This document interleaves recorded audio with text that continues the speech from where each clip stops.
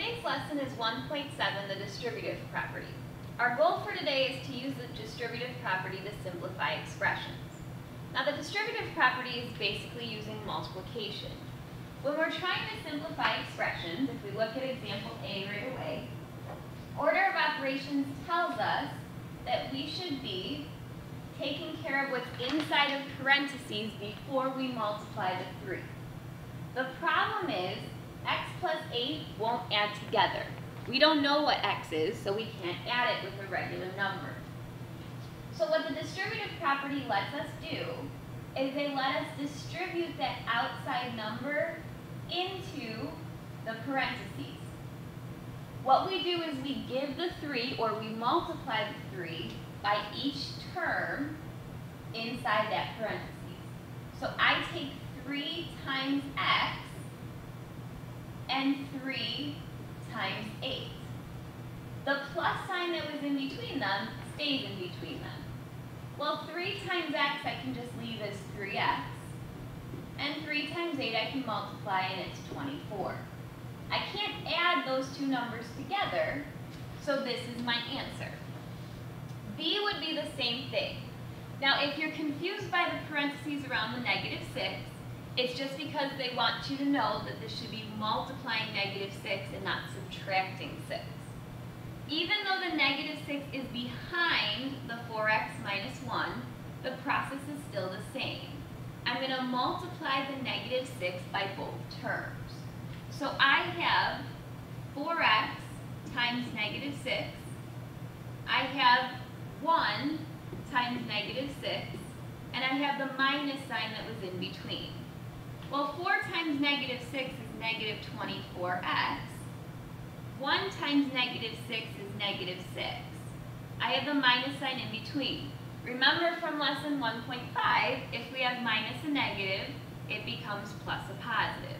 So I have -24x plus 6.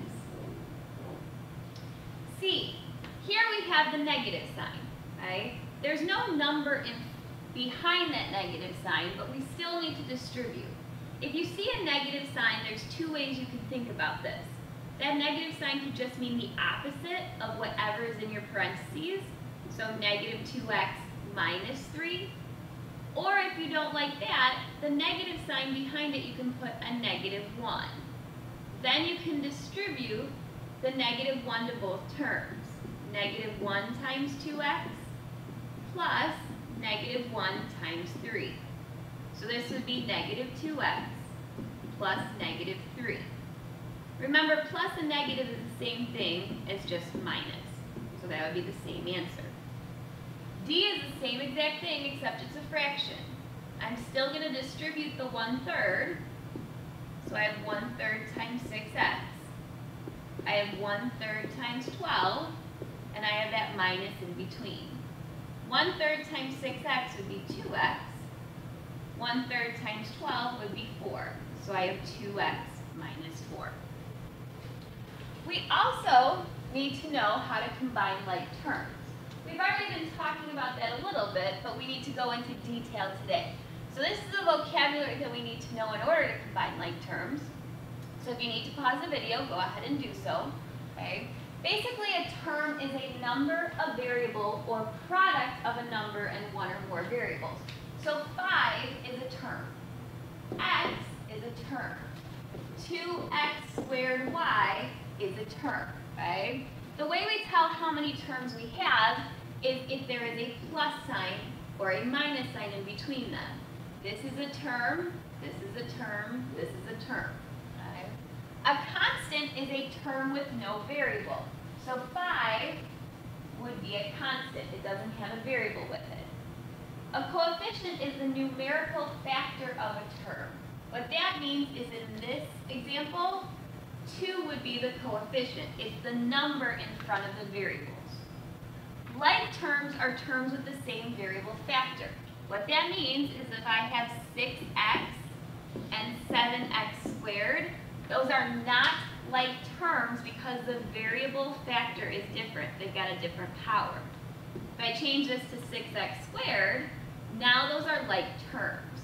When we have like terms, we can combine them. If I want to add these two together, 6 plus 7 is 13, so I would have 13x squared.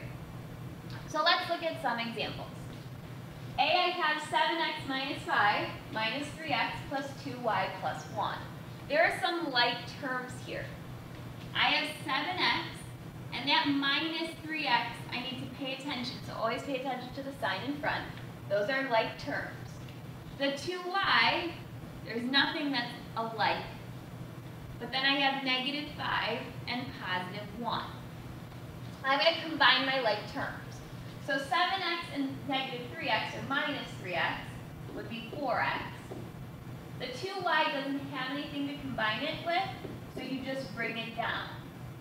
Negative 5 and 1 makes negative 4. So my answer is 4x plus 2y minus 4. So B, if I'm looking for the like terms, I have a positive 5x squared, a negative 4x squared, or a minus 4x squared, a 2x, and a 7x. So I always like to start with the exponents. So I have 5 and negative 4. 5 minus 4 is 1. So I have 1x squared. If you don't put the 1 in front, that's okay, or you can, right? 2x and 7x is 9x. So I have x squared plus 9x. C, 5ab and 10ab would be like terms. Yes, they have more than one variable, that's okay, but their variables are the same. Then I have negative 3a and positive 8a. So this is what I'm combining. 5 and 10 make 15, so I have 15ab. Negative 3 and positive 8 make positive 5, so I have plus 5a. Now let's put that all together. So in the next three examples, we are going to use the distributive property and combine like terms. So A, before I can combine anything, I have to get rid of the parentheses. That's still the rule of order of operations. So I'm going to take the positive 3, and I'm going to distribute that to the 2x and the 3y. So that would be 6x plus 9y. I would bring down the minus 2y. I would bring down the negative 4x, and I would put a plus sign in between because that's a positive. And now I'm ready to combine like terms.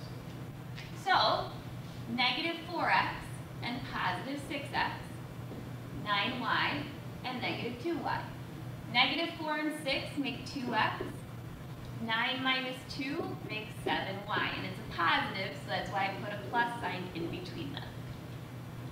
For B, here, I don't see any number in front of this, but we had an example like that in the beginning. You can either just bring the negative and make them opposites, or distribute the negative 1. So I have negative w plus 10.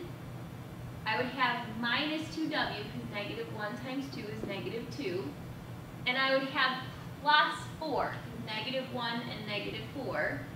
And negative 1 times negative 4 makes a positive 4. Now I'm combining my like terms.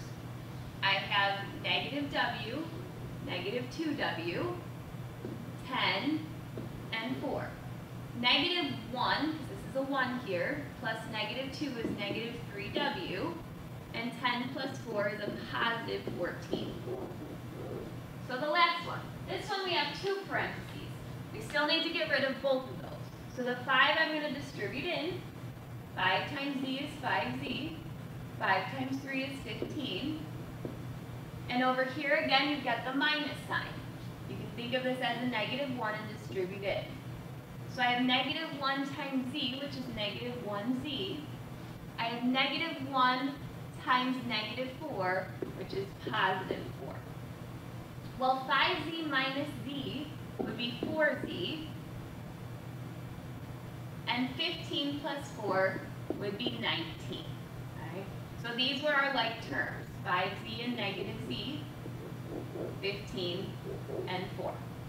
So that was the distributive property and combining like terms.